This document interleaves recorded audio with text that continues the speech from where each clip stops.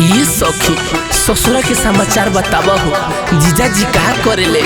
का कहिए सखी, हमार नसीबे खराब बा। ड्राइवर भतार मिल गई। लो सुनो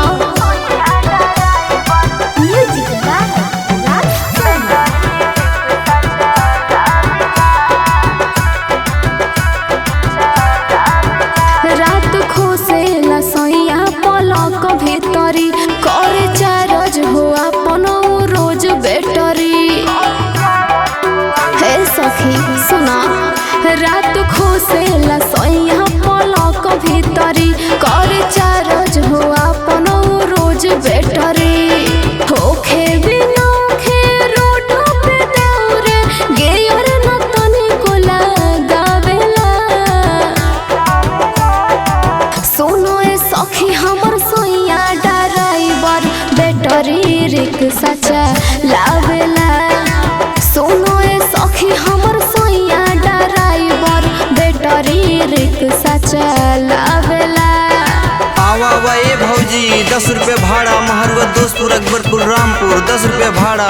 आवा ए भौजी।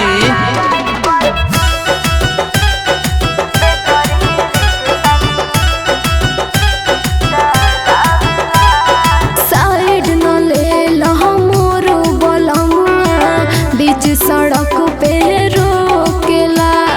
मुड़ी घुमा के एने ओना सैया सवारी खोजेला। हम तो परेशान बानी।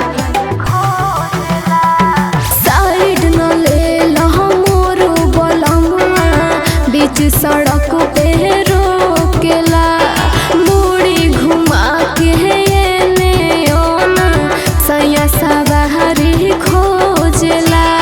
कोई के इशारा अखिया से हो राजा सवारी बोलावेला।